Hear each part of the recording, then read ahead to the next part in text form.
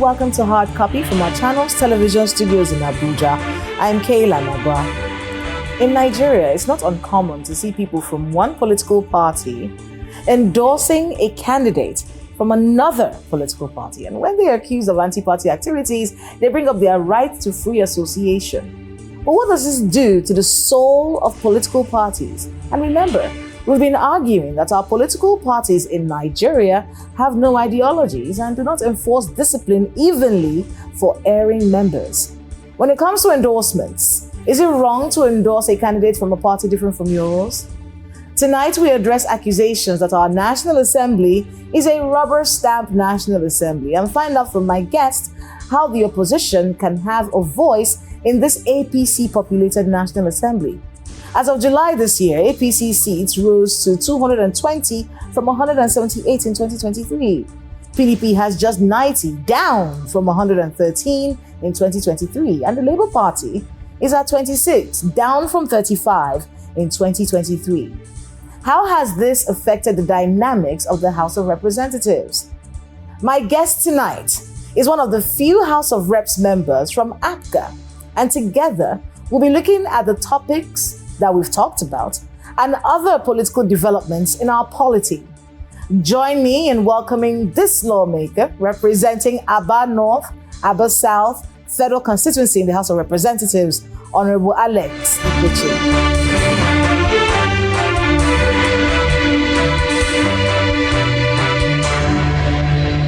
Honorable Alex Ikweche, welcome to Hard Copy. Thank you for having me. It's your first time here.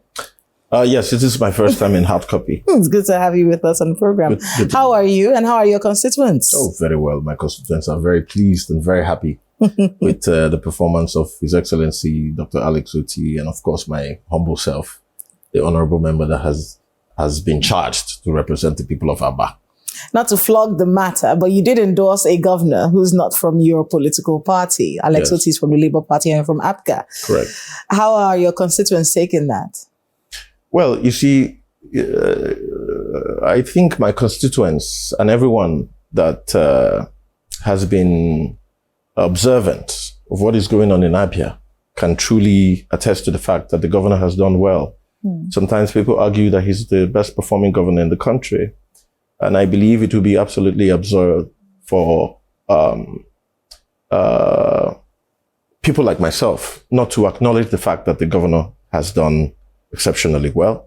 I endorsed him because I believe that there comes a pivotal time, a time in every society, a pivotal time in every society when leaders will be more concerned about nation building and not too concerned with quote unquote politics. And, you know, like they say, you can't give what you don't have. And the governor has definitely, delivered. And I believe that we should support him to at least complete whatever it is that he has, whatever vision that he has for the people of Abia. Abia has been quite unlucky. We all can attest to this fact. And today, Abia has become a reference point. The dignity of Abians is gradually being restored. And that is why we have put the business of politics aside. Because if we're talking politics, I should be supporting my own candidate from my party. But the man is doing well. And I believe it is beholden on all of us as leaders to develop our country, develop our states, develop our society. I mean, this is 2025 for crying out loud. So we shouldn't be where we are.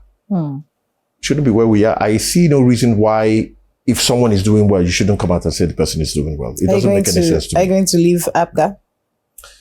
Well, APGA is my party, the All Progressive Grand Alliance. APGA has been kind to me, and it is only fair that I do whatever necessary to ensure that the party remains strengthened. The governor of Anambra State, who happens to be the leader of the party, is also doing well. And right now, I don't have any intentions to leave APGA unless, something happens tomorrow and there's a change in plan. Do you agree that progressive, because that's what Professor Soludo said, because APGA is all Progressives Grand Alliance. And then the APC is all Progressives Congress, and he's calling for a unity of progressives for 2027. Is that something that you buy into as well? Well, progressives coming together I don't think it's something that should be limited to just the name of a party. I think it should be a mindset. The progressive mindset. Yeah, progressive mindset. We should all, consider ourselves progressives. I don't believe that anyone would delve into politics. I think it's absolutely absurd that anyone would delve into politics with the intention of driving the Nigerian citizens that they have been charged to govern towards a deleterious path. I think everyone should remain progressive, and I think everyone should work progressively. But Nigerians can tell when a leader is doing well and when a leader is not. And we must also recognize the fact that there are certain people that will always have their issue with you, regardless of how well you do. Even if you sell them long life and prosperity, they will always hate you. But the bottom line is every leader can easily be appraised. If you're doing well, your people will come out and say, you are doing well. So the whole evolution of our political system, which now periodically would depict someone from a different party supporting or endorsing another person from a different party. Sometimes it could be propelled by the fact that, for instance, a case study of what is happening in Abia State, by the fact that we have had a lengthy time of political or administrative deficit, which has, really become a serious challenge, which became a serious challenge in my state before now. But post Alex Oti's inauguration, everyone from every part of the world will tell you that he has done exceptionally well. And that is why it's as if a lot of people are endorsing him. A lot of people from different political parties are endorsing him. And that is part of the reasons why we decided to do so. Is the Tinubu administration doing well? You see, sometimes I'm always ambivalent to talk about our dear President Bola Ahmed Tinubu, because you see, certain political surrogates tend to misconstrue the points that is being pushed or put forth. The man, Tinubu, as a person, is someone that I admire, is someone that I respect. As a family man, I admire him. As a politician, I respect him. I believe his tenacity, is unmatched. The man has grit. So if you take time to really study the individual in question, you will see that this is a perfectionist, a man that tries to do things well.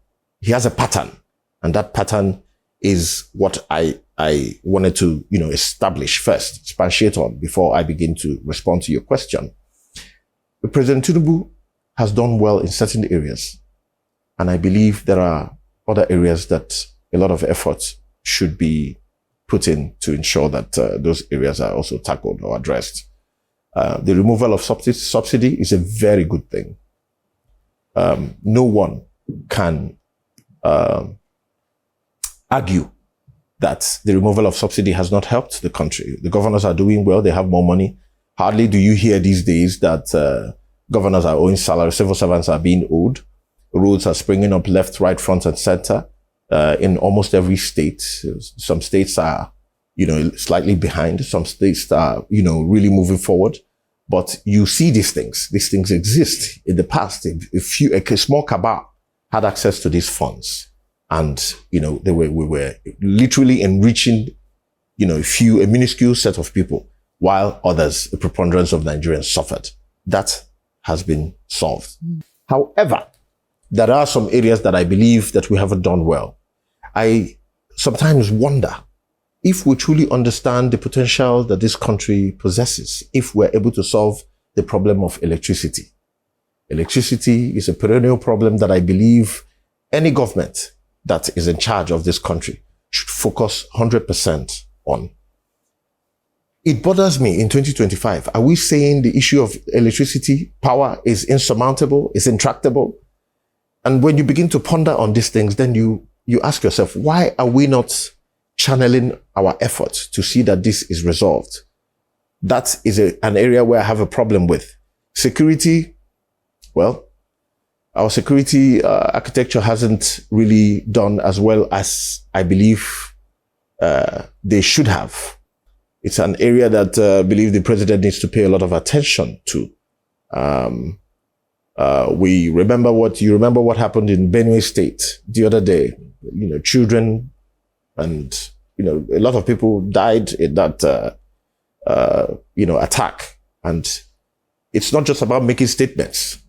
It's about taking actionable steps, intentional steps to ensure that these problems are resolved and resolved once and for all. I also have a problem with the fact that local contractors are not being paid. It is a problem because, for instance, let me, just limit my scope within the National Assembly. We have 360 members, and these people have constituency projects that they are supposed to do for their people. And then when these projects are done, contractors are not paid. 2024 budget is yet to be funded. I believe it's wrong that people will borrow money from banks, invest money into a business that has been agreed upon by government and the private sector. These people are not reneging on their parts. And then after doing the contracts, you will owe them for almost 2 years. That is totally absurd, especially given the fact that when most of these contracts were done, it was done when dollar was around 800, 750. It's at last year. Yeah. And today dollar is 1,600. So it is apparent that whatever it is that they're supposed to make, it has already been absorbed by inflation.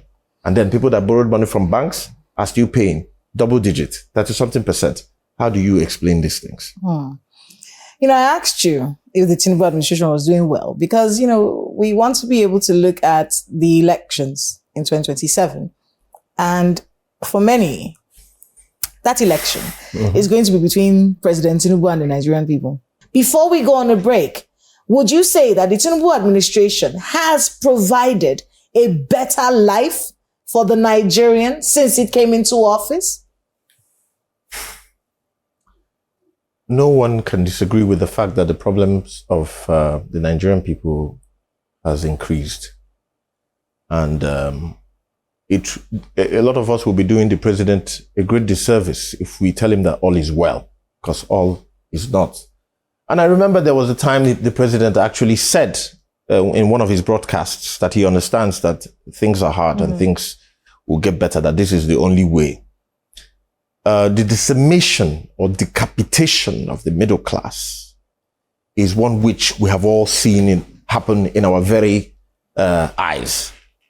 I strongly believe, like I said, that a country with a population of 250 million, 200 and something million people, and literally almost everything we consume is imported. People cannot get into their farms and farm. It's a problem. How do you expect the Nigerian population to survive? These are the areas, and that is why I'm saying that the issue of power should be something that should be handled, because small scale industries can now pick up. Nigerians are a very resilient people, but certain foundations have to be laid that Nigerians can now build upon. The removal of subsidy has had a very huge toll on the Nigerian public. The price of literally everything in the market has gone up, and this has hit us very hard. I think there needs to be a lot of work done. A lot of work needs to be done because people are truly suffering. Okay. We'll go on a short break. And when we come back, we'll be looking at the representatives of the people, you and your colleagues in the National Assembly, and how you're giving voice to the suffering of the Nigerian people. So please stay with us on Hard Copy. We'll be right back.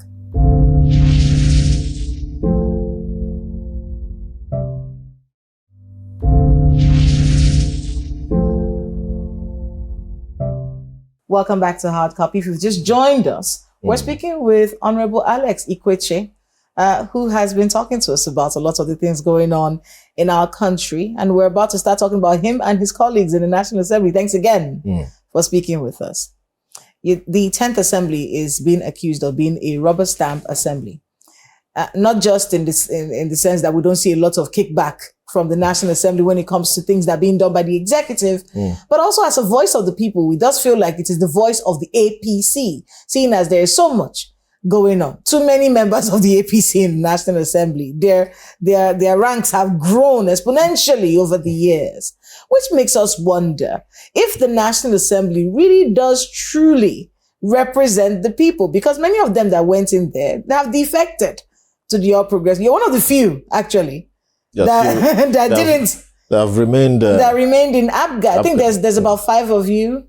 No, I think we're about 4. You're about 5. We're 5. Then you were 5. One person moved to the Labour Party, I think. Yes, I believe Labour, the other APC. Yes. Yeah. So there's like 4 of you from Abga. Yes, from Abga. There. And we've seen dwindling numbers from the Labour Party, from the People's Democratic, dwindling numbers, and the ranks of the APC continues to swell.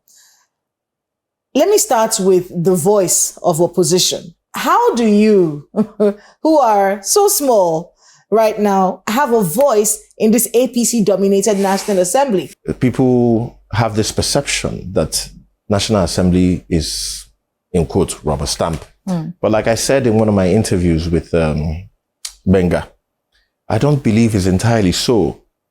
A lot of bills have been put forth by the executive sent forth to the parliament, and we have rejected such bills. What about these loans? Has there ever been a kickback from the National Assembly when the executive asks for these loans that we don't understand as a people? Well, it is also important to note that, I'm not particularly in support of taking loans and not knowing what to do with them. But I understand that every country takes loans. Even America, that is considered to be the greatest country in the world, is owing trillions of dollars. It's not a bad thing to take a loan, but it's a terrible thing to just invest into something that will yield no result at the end of the day. If we're taking loans to ensure that our rail line is working, if we're taking loans to ensure that electricity is constant, if we're taking loans to ensure that our infrastructure is, well put together, if we're taking loans to set up more industries in the country, then I am all for it, because there's an arrangement where these loans can be paid, at a certain period of time. But if we take loans to pay salary, or if we take loans for people to do politics, then it makes absolutely no sense to me. I don't want to come across as intransigent, but I queried those loans. And naturally, when such requests are sent to the National Assembly, there's an explanation of what the monies are meant for. And when we looked at it, we saw reasons why those loans should be approved. I don't believe that the reason why we are where we are is because of the man that is in power. I believe 2 years is not enough to totally rule the man out. So let's give him some time. I believe we haven't started doing politics. 2 years is not enough to rule him out, but 2 years is enough to rule him in, I think. Because what we saw from your colleague, they were endorsing him. I'm only saying, I don't know anything about that, but I'm only saying... You were not among those that were endorsing him. Of course, I'm not in the APC. Okay. And I've been very careful, because sometimes when you say someone is doing well here and someone is doing well in this, is not doing well in this aspect, it will seem as if the man doesn't like Tinubu. No, that is not true. This is politics that we're doing, and we're practicing democracy. Let's call a spade a spade. If His Excellency has done well, we will come out and say, Excellency, you have done well. As a matter of fact, the man doesn't need to It doesn't even need to say anything. Nigerians will say the president has done very well. If the president isn't doing well, Nigerians will also say the president is not doing well. For me, I believe that we are still, the president is still president. Politics or elections will come up sometime in February, March of 2 years from now. It's too early to begin to say he has failed totally. Let us give the man time. Is it too early to say he's doing well? Oh, like I said, it should be too early to say. In some areas he has done well. Okay. In some areas he has done well, and we are here having this conversation that there are areas that needs to be taken care of, areas that needs to be addressed, and I expect him to do more in those areas. So let's talk about politics. 2020, because you're a politician. 2027, conversations about Goodluck Ebele Jonathan joining the race. So if the South still has 4 years, well, why not give it to Goodluck Ebele Jonathan? And besides, if we're talking about a man who you've spoken of, President Bola Ahmed Tinubu, astute politician, very well understood in the political space as someone who knows how to play this game. Correct. The one person who can beat him, many people believe, is a man who is loved, such as Goodluck Ebele Jonathan. President Jonathan is a very good man. President Jonathan, we all respect him for conceding in 2015. He has been recognized internationally as a true Democrat. And part of the reasons why people respect him the way they do is not because of how well he did as a president, but his disposition, his ability to take a decision and understand that money is not everything. Being in power is not everything. People fell in love with him. He lost the election, but won people's hearts. Then again, that, in my opinion, is not a criteria for him to be forced back into the presidency. I don't remember the president appealing to people to come and support him once again. He did so in 2014 when he was running against General Buhari. The man is more or less a statesman. Dragging him back to this, competitive politics, I think it soils his personality. I think it punctures that mysticism. You agree with the APC? That surrounds Goodluck Ebele Jonathan. That means you agree with the All Progressives Congress. Yes, then. I agree with them on that. People say they want P2B. People say they want Atiku Abubakar. These are the two major contenders that everyone is saying they want. If you go out there, I try to move around and ask questions periodically. I go sit down in, social places and talk to my constituents. So I know that Jonathan is not in the picture. But I do understand that constitutionally, certain politicians believe that Jonathan fits the description because the Constitution does not allow him to do another term, which will make his term 3 terms. So if there's anyone who can promise to do just 4 years. If there's anyone who can do 4 years. It's Jonathan. It's Jonathan. Yes. We understand all that. And that is the reason why a lot of people are saying that Jonathan should come back and run. But mentally, is he prepared to come back and run? One of the biggest problems that I believe we have in the country is forcing people that are not ready for political office to come and hold political office. You don't think Jonathan is ready for political office? The man is not ready. If he were, he would have told us that he wants to run. People are saying, not the people, but rather the bourgeois class.